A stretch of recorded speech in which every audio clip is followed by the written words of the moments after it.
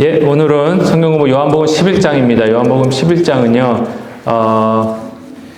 어떻게 보면 요한복음에서 정점을 이루는 아주 귀중한 말씀입니다. 보면은 보통 저번에 요한복음 1장 시작하기 전에 요한복음에 대해서 말씀드렸을 때에 요한복음은 다 이제 7이라는 숫자가 많이 중요한데, 나는 뭐뭐시다. 예수님이 말씀하신, 오늘도 나옵니다. 나는 포도나무다. 나는 뭐다. 하는, 이렇게 나는 뭐뭐다라는 말씀이 7번 나오는데, 그게 이제 또 마지막으로 나오고요. 또 표적이, 7가지 표적이 나오는데, 마지막이 표적이 또 오늘 요한복음 11장에 나오고 있습니다. 근데 이제 나중에 요한복음 21장, 이제 마지막 장 가시면은 마지막 표적이 나오는데, 8번째 표적이 나오기는 하지만, 그 8번째 표적은 예수님이 베드로를 다시 사명감을 주시는 그런 주시기 위한 표적이고 또 부활하시고 나서 하신 표적이기 때문에 십자가에 돌아가시기 전에 행하신 7가지 표적에는 포함을 시키지는 않습니다. 그래서 일단은 그 8번째 표적은 나중에 요한복음 마지막 장 하면서 그것도 너무 진짜 예수님이 이스라엘 베드로 3번 부인한 베드로에게 찾아가셔서 3번 너가 나를 사랑하느냐 하면서 그 부르심의 소명을 다시 회복시켜 주시는데 그 처음 베드로를 부르실 때의 장면이랑 똑같이 셋업을 다 해놓으세요. 그리고 옛날 베드로가 옛날 예수님을 처음 만났을 때로 돌아가게끔 만들어 버리십니다. 그리고 그때 사명을 주시듯이 이제 마지막 장에서도 사명을 주시면서 베드로 보고 돌아오라 이렇게 말씀하신 장면이 나오는데 그 부분에 대해서는 그때 가서 더 자세히 말씀드리고요. 오늘은 요한복음 11장을 통해서 마지막 7번째 표적과 또 예수님께서 나는 부활이다 라고 말씀하시는 아주 정점을 찍는 말씀입니다. 이 나사로를 살리시는 이 모습이 요한복음 11장에 나오는데요. 요한복음 11장을 정점으로 인해서 요한복음 12장부터는 바리새인과 대제사장들 사이에 한 팀이 돼서 예수님을 십자가에 못 박게 하는 그 길로 더 어떻게 보면 가속을 가하게끔 만든 바리새인들이 예수님을 죽이기에 더 확실하게 결정을 하고 더 빨리 십자가에 목 달려서 죽게 만들어야겠다라고 결심하게끔 만든 사건이 요한복음 11장의 나사로가 부활한 사건입니다. 네. 이 일 때문에 많은 자들이 예수님을 쫓게 되니까 바리새인이나 대제사장이 그게 싫었던 거예요. 그래서 오늘 아주 중요한 이 부분을 한번 같이 보도록 하겠습니다. 첫 번째는 예수님과 병든 나사로인데요. 예수님이 아주 나사로와 마리아와 마르다, 아까도 이제 집사님 말씀하셨지만 이 여기 요한복음 11장을 보면은 예수님께 옥합을 깨뜨려서 그 예수님의 죽으심을 준비한 그 마리아로 나오고 있습니다. 그래서 하여튼 마리아, 마르다, 나사로 이 집안에랑 아주 친했던 것 같아요, 예수님이. 예, 그래서 그 마리아와 마르다의 오빠인 나사로가 이제 죽을 병에 걸려서 있을 때에 마르다가 이제 사람을 보내서 예수님께 와 주십시오, 고쳐 주십시오 이렇게 부탁을 하는 장면인데 그랬을 때 4절에서 예수님이 이런 말씀을 하십니다. 예수님께서 들으시고 이르시되 이 병은 죽을 병이 아니다. 그러면서 하나님의 영광을 위해서 하는 병이고 아들이 이로 말미암아 영광을 받게 하려 함이다라고 말씀을 하십니다. 근데 한번 생각해 보십시오. 예수님이 이 병은 죽을 병이 아니다 그랬는데 나사로가 살았습니까? 죽었습니까? 예, 결과적으로 살게 살았는데 그 전에는 죽었잖아요. 그렇죠? 그럼 예수님 말씀이 틀렸잖아요. 예, 그렇죠? 이게 무슨 말이겠습니까? 이 병은 죽을 병이 아니다. 예, 그죠. 부활을 암시하고 계십니다. 이 죽음이라는 게 이 요한복음 11장에서는요, 죽음과 부활이 이제 서로 대칭을 이루고 있는데요. 이 죽음이라는 것이 영원한 죽음이 아니라는 겁니다. 예수님이 이 땅에 오셔서 예수 그리스도 안에 있는 자들에게는 영원히 죽는 그런 사망에 이르지 않는 자들이기 때문에 그걸 암시적으로 이제 이 병이 영원히 죽지 않는 병으로 말씀하고 계십니다. 오히려 이 죽을 병이 있는 이유가 하나님께 영광을 위한 것이고 또 예수님께 영광을 위한 것이라고 말씀을 하십니다. 마치 저희가 저번에 요한복음 8장인가요? 했을 때에 태어날 때부터 맹인된 보지 못하는 자가 있었을 때에 제자들이 물어보잖아요. 예수님, 이 자가 맹인이 보지 못하게 된 게 누구의 죄 때문입니까? 그랬을 때 예수님이 뭐라고 그러십니까? 누구의 죄도 아니고 하나님이 하시는 일을 나타내기 위해서, 하나님께 영광이 되게 하기 위해서 이렇게 말씀을, 이 자가 날 때부터 맹인이었다라면 하시면서 고쳐주시는, 그 고쳐주시는 장면이 새로운 창조를, 빛을 주시는, 빛이 없었던 자에게 빛을 주시는 그 새로운 창조의 모습을 보여주는 것 같이 하시면서 예수님께 영광, 하나님께 영광을 돌리는 모습이다 라고 말씀을 하셨습니다. 요한복음 11장도 똑같습니다. 죽은 자를 예수님 마음속에는 이미 알고 계셨던 겁니다. 죽은 자를 살리실 거라는 것. 그래서 이 죽은 자가 살아남을 통해서 새로운 창조, 그렇죠? 새로운 삶이 시작되는 그 모습을 보여주면서 창조자 되시는 예수님, 그리고 그 창조자 되시는 예수님을 통해서 영광 받으시는 하나님, 그 부분을 보여주기 위해서 이렇게 하십니다. 근데 5절에서요, 그랬을 때 예수께서 본래 마르다와 그 동생 나사로를 사랑하시더니, 근데 저희 한글 성경에는요, 그러므로가 앞섭니다. 근데 원어 헬라어 성경에는요, 이 그러므로가 있습니다. 예, 한글 성경에서 왜 생략을 했는지 저는 잘 모르겠습니다. 근데 원어에서 보시면은요, 예수께서 본래 마르다와 그 동생 나사로를 사랑하시더니, 그러므로, 영광, 어떻게 되겠습니까? 그러니까 소실 들었으면 이 병은 죽을 병이 아니다. 하나님의 영광을 위해서 이렇게 된 거다라고 하시면서, 그리고 본래 예수님이 마르다와 동생 나사로를 사랑하시더니, 그러므로 예수님이 발길을 재촉해서 그들에게 가시더라. 그게 저희들에게는 이해가 되는 순서거든요. 근데 예수님이 어떻게 하십니까? 그러므로 나사로가 병들어왔담을 들으시고 그 계시던 곳에 이틀을 더 유하시고, 다시 말씀드리면요, 사랑하셨기 때문에 이틀을 더 유하신 거예요. 안 가신 거예요.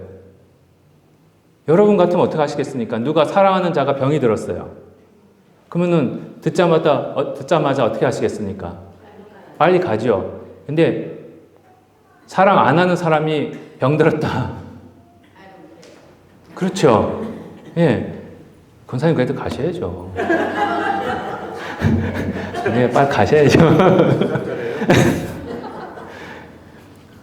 그렇죠. 사랑한다 하면 빨리 가는 거고, 이틀을 더 유하고 또 진짜 이렇게 아무 상관 안 한 것 같이 느껴지게끔 예수님이 지금 하고 계시는 거예요. 근데 분명히 5절에서는 사랑하시더라. 그러므로, 이 말이 진짜 재밌어요. 그러므로 예수님이 죽을 때까지 기다리셨다 이거예요.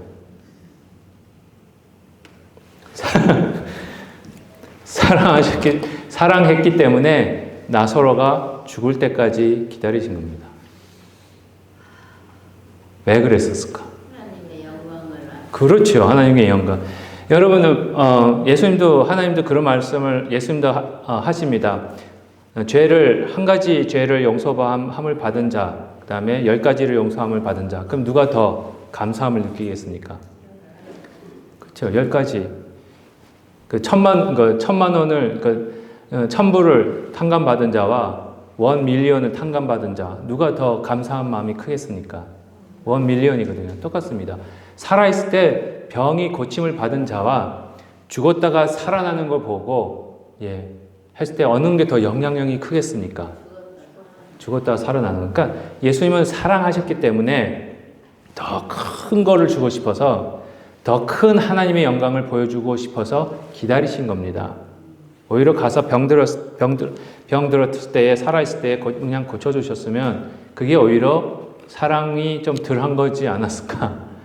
죽을 때까지 기다렸다가 죽은 모습을 보고 가서 살리심으로 인해서 나사로뿐만 아니라 마리아와 마르다, 그리고 그 옆에 있는 모든 사람들에게 하나님의 놀라우신 영광을 보여줌으로 인해서 마리아와 마르다와 나사로가 얼마나 큰 하나님으로부터 사랑을 받고 있는지를 어떻게 보면 선물을 선사하는 거예요.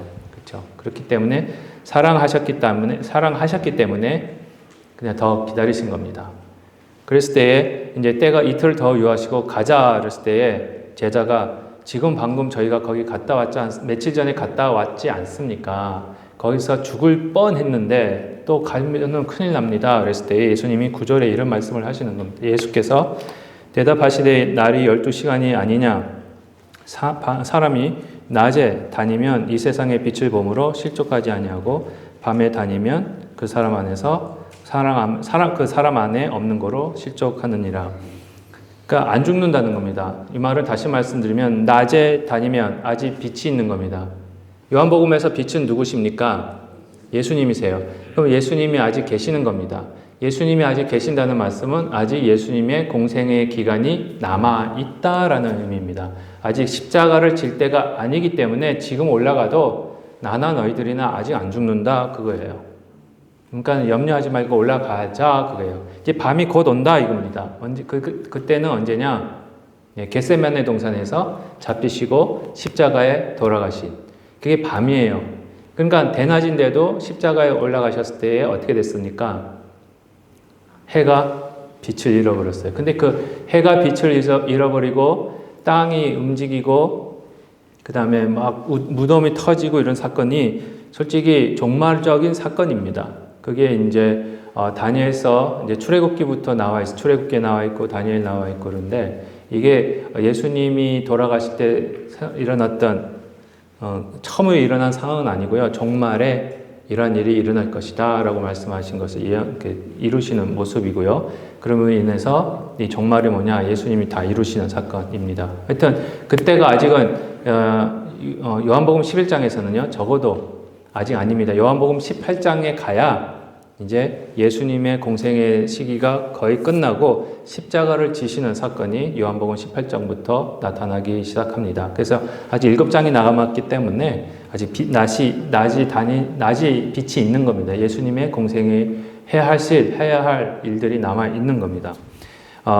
그래서 이제 제자들이랑 올라갑니다. 그랬을 때 제자들도 계속해서 말을 하는데 예수님이 이런 말씀을 하십니다. 이 말씀을 하신 후에 또 이르실 때 우리가 친구 나사로가 잠들었다. 그러나 내가 깨우러 간다. 예수님께서 그의 죽음을 가리켜 말씀하신 것입니다. 그들은 잠들어 쉬는 것을 가리켜 말씀하신 줄 생각하는지라. 그때 제자들은 몰랐어요. 근데 예수 그리스도 안에 있는 자들은 죽음은요, 자는 겁니다. 쉬는 겁니다. 예수님이 깨우러 간다라는 말씀이 이제 부활시키러 가시는 거거든요. 그래서 성경에서 보시면은 예수 그리스도 안에 있는 아까 처음에 4절에서도 나와 있듯이 죽을 병이 아니다라는 말이 바로 그겁니다. 잠자는 여기서도 보시면은 이제 죽을 병이 아니다라는 말이 죽는다는 것은 여기서는 아까도 잠시 말씀드렸지만 영원한 죽음이고요. 이 땅에서의 죽음은 저희들은 그냥 자는 겁니다. 이제 언제 깨느냐? 부활. 육신의 부활이 있을 때. 예수님 오시기 전에 돌아가시는 분들은 주무시는 거고요. 예수님이 다시 오실 때에 예수님께서 그 모든 분들을 이름을 불러서 일어나게 깨우시는 장면이 있습니다. 그게 요한복음 11장에 나와 있습니다. 그래서 예수님이 나사로를 불러서 나오게 하시는 장면이 나오거든요. 근데 그 장면이 바로 후에 예수님이 재림하셨을 때에 여러분들을 이름을 하나하나 부르시고 일어나게 하시는, 깨우시는 장면. 그때까지 만약에 내일이라도 예수님 오시면 저희들은 그냥 가는 거죠. 몸이 바뀝니다. 그러니까 예수님 오시기 전에 죽었던 분이 부활하시는 모습이나 죽지 않고 예수님을 보는 자나 몸은 똑같이 변합니다. 살아있다고 해서, 살아있어 예수님 봤다고 해서 이 몸 그대로 가는 건 아니고요. 몸이 바뀝니다. 근데 어떻게 바뀌는지는 아무도 모릅니다. 그냥 축축이 예수님이 부활하셨을 때 그 모습과 같이 변하는 거 아닌가. 그러니까 다 30대로 변하십니다. 그 축축입니다. 제가 뭐 개런티 하는 건 아니거든요. 근데 이제 축축이 그러지 않을까. 그래서 30대 좋아요. 좋죠. 그래서 아마 30대를 하지 않았을까. 재혼을 해보는 재호도 성숙해진 30대로 하는 거 제일 멋있을 때 아닐까요? 지금도 멋있지만 더 멋있어질 때. 그래서 예수 그리스도 안에서의 죽음은 잠이고요. 그리고 또 정확히 제가 구절 몇 장 몇 절인지는 기억이 잘 안 나는데 예수님 안에서 그리스도 안에서 죽는 자는 복이 있다라고 말씀하시는 게 바로 이런 이유 때문에 그렇습니다. 부활이 있기 때문에. 그래서 또 14절부터 이제 이런 말씀을 하시다가 예수께서 밝히 이르시되 나사로가 죽었느니라. 이제 이틀이 더 지나셨으니까 그렇죠. 근데 내가 거기 있지 아니한 것을 너희를 위하여 기뻐하노니. 나사로가 죽었다는데 기뻐하십니다.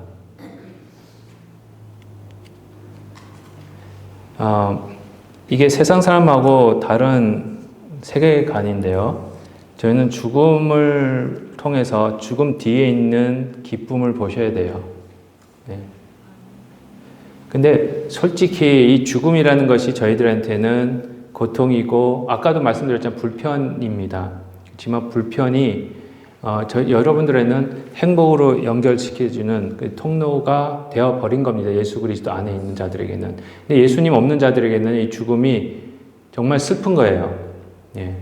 정말 예수님이 없는, 하나님이 없는 그런 곳으로 가는 거기 때문에 더 슬픈 일이지만 저희들에게는 예수님께서 죽었다 함으로 하는 이유가 부활을 보여줄 수 있는 기쁨. 예. 부활의 기쁨이 있기 때문에. 죽음만 보지 마십시오. 예. 죽음 뒤에 있는 부활을 보시기 바랍니다. 예. 구약에는요, 항상 두 바퀴가 같이 돌고 있습니다. 두 바퀴가. 심판과 구원, 죽음과 부활. 그렇죠? 이렇게 같이 돌아요. 그러니까 심판이 없이는 구원이 없고요. 구원이 있다는 소리는 심판이 일단 한번 시작됐다는 의미입니다. 그리고, 죽음과 부활이 같이 가는 이유는요, 부활이라는 단어 자체가 죽음을 내포하고 있습니다. 그래서 죽음이 없으면 부활이 없기 때문에. 그래서 예수님은 여기서 부활을 보시기 때문에 그 부활에 대한 기쁨을 보여주고 계십니다. 그때 예수께서 와서 보니 이제 나사로가 무덤에 있은 지 이미 며칠이 지났죠. 예, 그래서 제자들 이끌고 가십니다. 이제 부활의 표적을 보여줄 생각을 하시고 이제 들뜨서서 예수님이 아주 들떠 계셨어요. 그래가지고 가셨는데 이미 나흘이에요. 왜 나흘이라는 단어를 썼냐면은 그때 당시에 역사적으로 유대인들은 3일 동안은 사람이 죽고 3일 동안 그 영혼이 그 몸 위에서 맴돈다고 생각을 해요.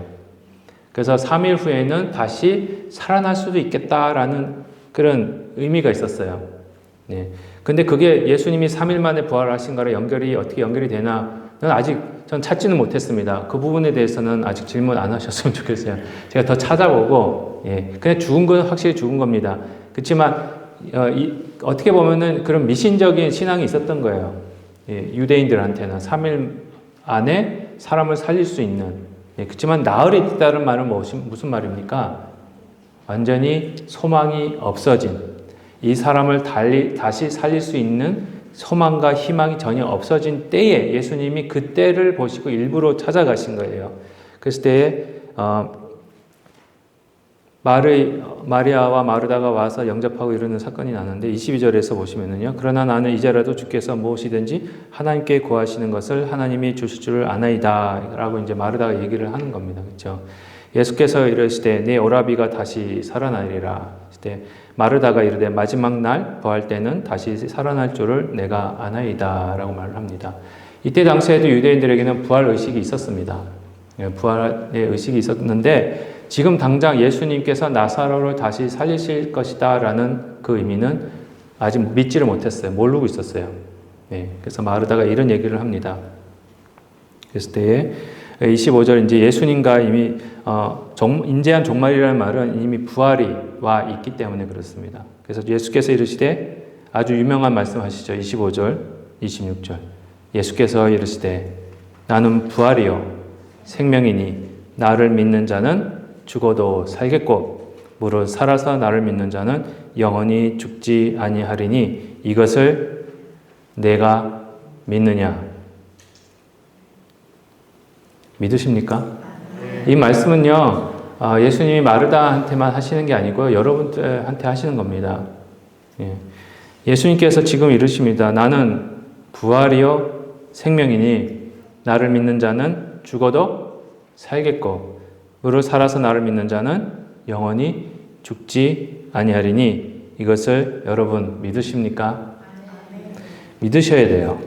이게 없으면은요, 저희들 예수 믿는 그게 아주 무산되고 맙니다. 사도 바울도 그랬잖아요. 예수님이 죽으시고 무덤에서 부활하셨다는 것이 없으면 우리가 믿는 믿음이 무슨 소용이 있느냐 이렇게 말씀을 하신 것 같이 이 부활이 없으면은요, 저희가 이렇게 주일마다 나와서 예배하고 또 내일부터 또 예수 믿는 사람으로 애쓰고 하는 성령님 안에서 예수님만 붙잡고 예수님만 찾는 그 모습이 다 헛될 수밖에 없습니다. 근데 예수님은 부활하셨고요. 지금도 살아계시고요. 지금도 살아계셔서 저희들을 부활로 인도하고 계시는 그 분이 계시기 때문에 그분을 믿기 때문에 저희가 소망을 가지고 희망을 가지고 하루하루 불편하지만 행복하게 살아가는 겁니다. 예. 그래서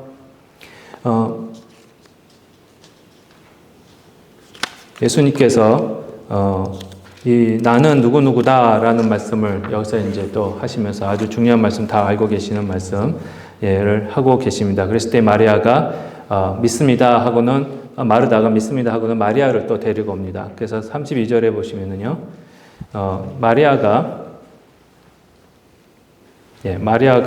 예수 계신 곳에 가서 배웠고 그 말 앞에 엎드려 이르되 주께서 여기 계셨더라면 내 오라비가 죽지 아니하였겠나이다 하더라. 마리아가 아마 마르다랑 예수님이랑 얘기했던 거를 듣지를 못했을 거예요. 왜냐하면 다른 데 집에 있었으니까. 집에서 통곡하고 있다가 예수님은 집으로 아직 안 가셨어요. 이제 바깥에서 마르다가 예수님 오신다는 말씀 듣고 쫓아가서 이제 얘기하고 있다가 마리아를 부르러 온 겁니다. 그래서 마리아가 예수님께로 와가지고는 막 그렇게 하는데 집에 있다가 이제 왔는데 이제 예수님이 여기 계셨더라면 우리의 오라비가 죽지 않았을 것입니다. 막 하고 우니까 33절에요. 예수님께서 그가 오는 것과 또 함께 온 유대인들이 오는 것을 보시고 심령의 비통이 여기시고 불쌍히 여기사 이런 말씀이 있습니다.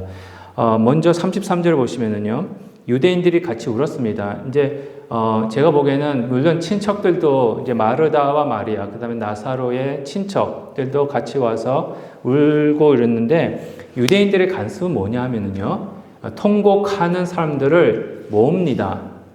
심지어 돈을 주고 통곡할 사람을 삽니다. 그래가지고 상을 당한 집에 가서 같이 아이고 이렇게 울어주는 거예요. 예. 맨날 우리 옛날 시대 때 상여 메고 가면 같이 앞에 떼에서 뭐라고 하면서 가잖아요. 그러듯이 가가지고 유대인들이 가서 알든 모르든 가서 같이 울어주고 같이 해주는 게 습관이 정통적인 역사적인 습관이 있었습니다.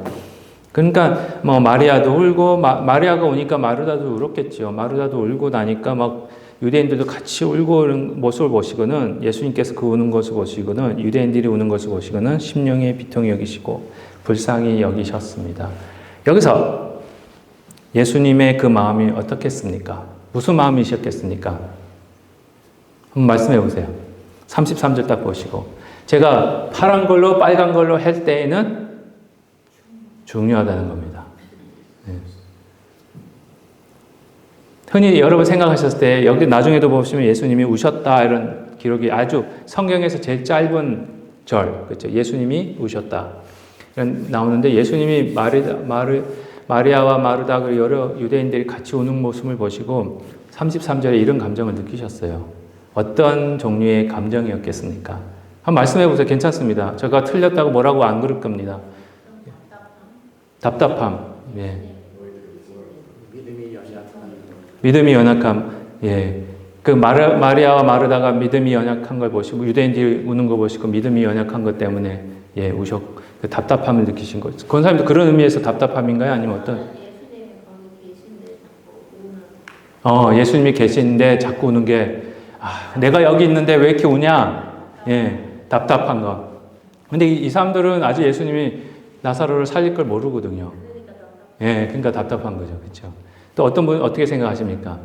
저는 예수님이 나의 영광을 나타내기 위해서 이 사람들을 슬프게 하는구나. 예. 그래갖고 눈물이 나셨을 수도 있어요. 나 때문에 운다. 나 때문에 운다. 새로운 생각인 거. 예, 예. 아니, 장로님 왜? 아니, 농담입니다. 땡 아닌데, 왜? 예, 재호 형제. 이 자들이 부활을 모르는구나. 이 저들, 부활을 모르는구나. 측은하게 여기시는. 측은하게, 이 사람들이 부활을 모르는. 부활을 모르는구나. 아, 예, 예. 아주 좋은 대답이십니다. 예. 알려드리겠습니다. 예. 이 말은 답이 안 나왔다는 생각이에요. 심령이 비통히 여기셨다라는 이 헬라어 단어가요. 뭐냐? 마가복음 14장 4절에서 5절 보시면 이런 말씀이 있습니다. 어떤 사람들이 화를 내어 서로 말하되 어찌하여 이 향유를 허비하느냐. 그렇죠? 옥합을 깨뜨렸어요. 이 향유를 300데나리온 이상에 팔아 가난한 자들에게 줄 수 있었겠도다 하며 그 여자를 책망하는지라 했을 때 이 책망하다라는 단어가요. 비통히 여기시다라는 단어입니다. 예수님이 마르다가 울고 유대인들이 우는 거 보시고 책망하지, 화가 나는 거예요. 막 열이 받는 거예요. 화가 나는 거예요. 어디에다 화난지 아십니까? 죽음. 죽음에 화를 내시는 거예요. 죽음을 책망하시는 거예요. 이 죽음이 너가 뭔데 내 사랑하는 마르다와 마리아를 이렇게 슬프게 만들어. 죽음이 너가 뭔데 내가 사랑하는 새언약 교회 백성들을 이렇게 교인들을 슬프게 만들어. 화가 나시는 거예요. 가만히 보니까 이 죽음이라는 게 별거 아닌데 굉장히 사람들한테 와가지고 사람들을 슬프게 만들고 고통스럽게 만들고 이러니까 이 화가 그냥 열이 받으시는 거예요. 그러니까 한마디로 그겁니다. 예수님께서 그 유대인들이 우는 것을 보시고 열을 받으셔서 그렇게 보시면 돼요. 죽음에 대해서 마르다와 마리아와 유대인들에게 화를 품으신 게 아닙니다. 결코. 마르다와 마리아와 유대인들이 그들을 슬프게 만드는 죽음에 대해서 화를 내시는 겁니다. 그리고 불쌍히 여기사라는 말은 요한복음 15장 21절에 보시면요. 예수께서 이 말씀을 하시고 심령이 괴로워 증언하여 이르시되 내가 진실로 진실로 너에게 이르노니 너희 중 하나가 나를 팔리라 하시니. 그러니까 어떤 자가 나를 배반할 걸 아셨어요. 가룟 유다가 예수님을 배반할 걸 아셨어요.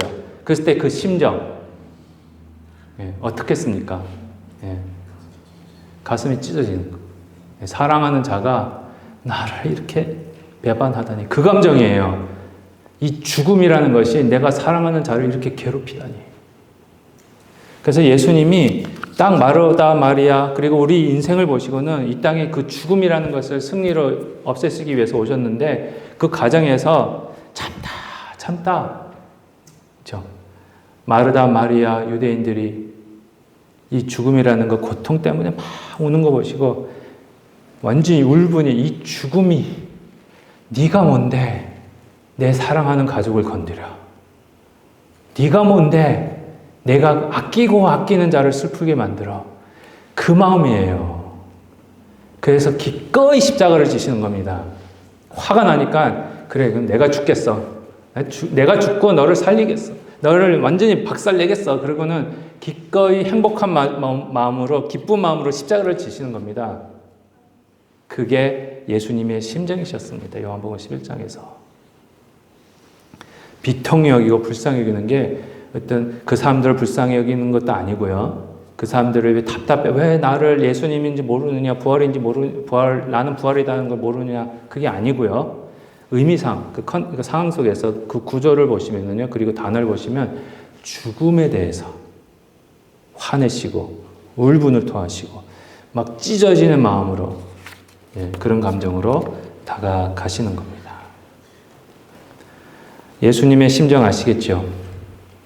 여러분들이 우리가 병 알아서 아프고 죽을 병에 걸리고 막 힘들어 그랬을 때 예수님은 더 아프십니다. 확 이렇게. 그리고는 내가 다 이겼다. 조금만 기다려라. 내가 다 이겼다. 조금만 참아. 죽으면 아무것도 아니야. 그거 아무것도 아니야. 그렇게 말씀하시는 거 하십니다. 그래서 이제 34절부터가 그겁니다. 이르시되 그를 어디에 두었느냐. 그래서 주여 와서 보옵소서 하니 예수께서 눈물을 흘리시더라. 이게 제일 짧은 이거는 여기서는 한글에서는 이제 세 이렇게 줄로 나오는데 영어에서는 딱 두 단어입니다. 예수님이 우셨다. 딱 제일 성경에서 제일 짧은 단어, 절, 예, 아시다시피. 그리고 예수께서 다시 비통히 여기시면 이 비통히 여기시다는 것이 아까 여기 저희가 봤던 이 비통히 여기시다라는 하고 같은 단어입니다. 이거 화가 또 나신 거예요. 또 간순히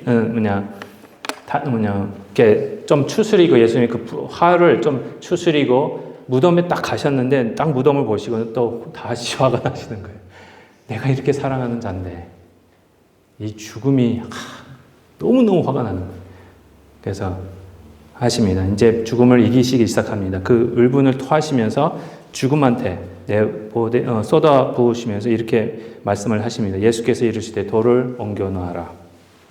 네, 마르다가 주여 죽은 지 사흘이나 지났는데 썩어서 냄새 납니다. 이렇게 얘기를 하는 겁니다. 그랬을 때 예수님이 아니다.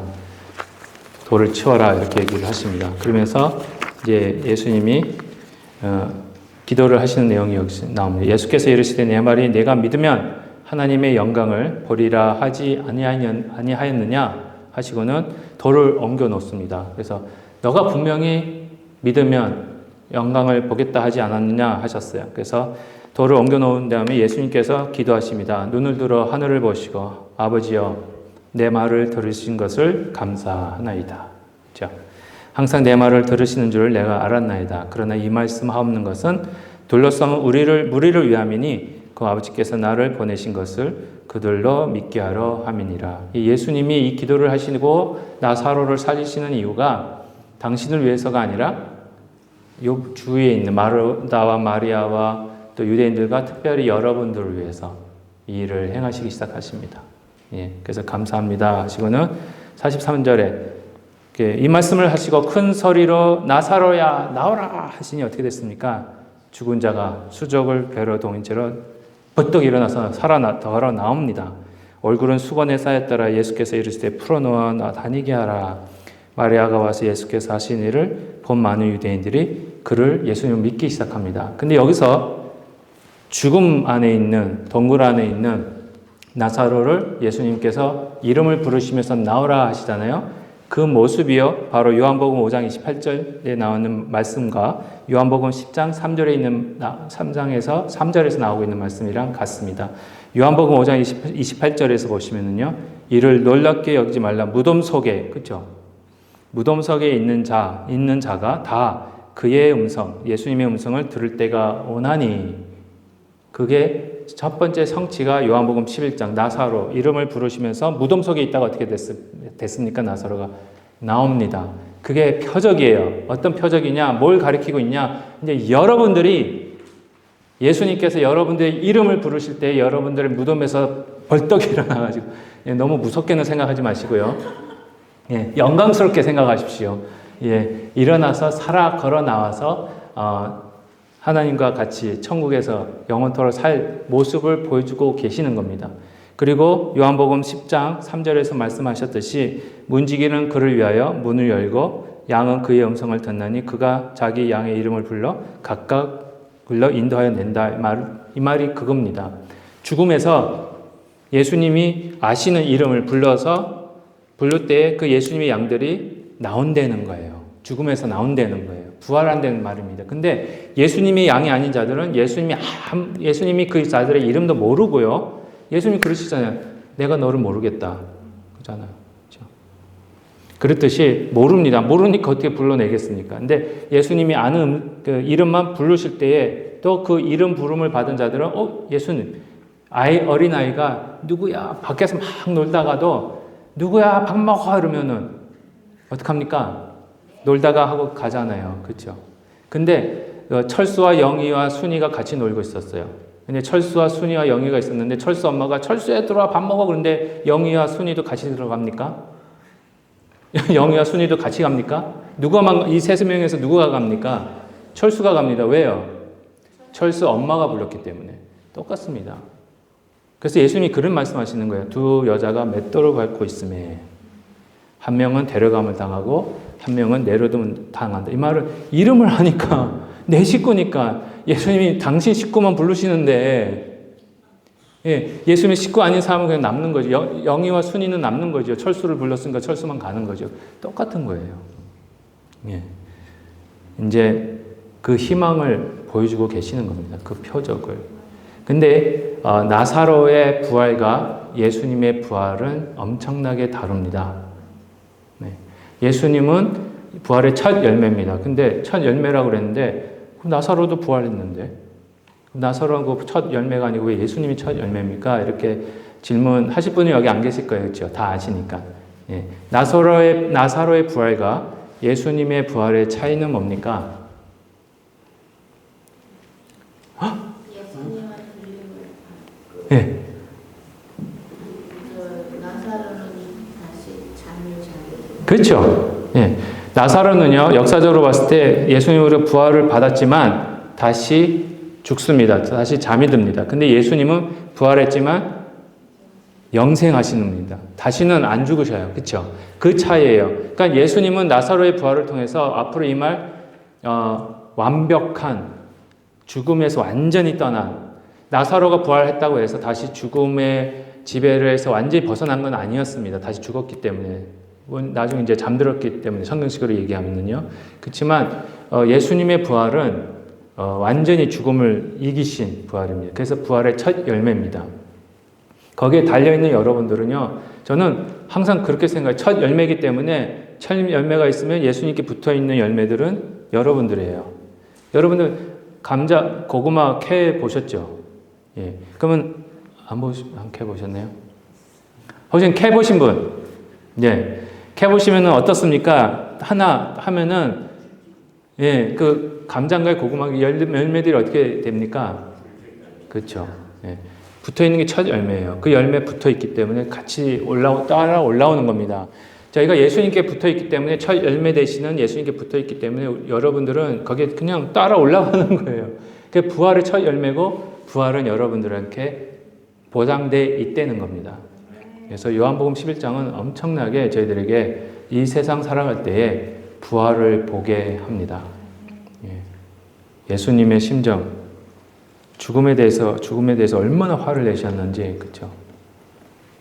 여러분들 너무 사랑하시기 때문에 그래서 죽기까지 그 부활하심으로 인해서 저희들에게 죽음을 없게 죽음을 죽는 거는 죽는 게 아니고 잠든 겁니다, 여러분. 그래서 나중에 이제 잠든다 이렇게 생각하시고 부활에 대한 다시 깰 거에 대한 희망을 가지시길 바랍니다. 저희들이 여러분들에게 꼭 부활이 있습니다. 예수님은 부활이요 생명입니다. 살아서 믿는 자는 영원히 죽지 않을 것이고요. 죽어서 믿는 분들도 다시 살아나실 것입니다. 그것을 믿으십니까? 네, 기도하겠습니다. 하나님 아버지 감사합니다. 복음의 부활의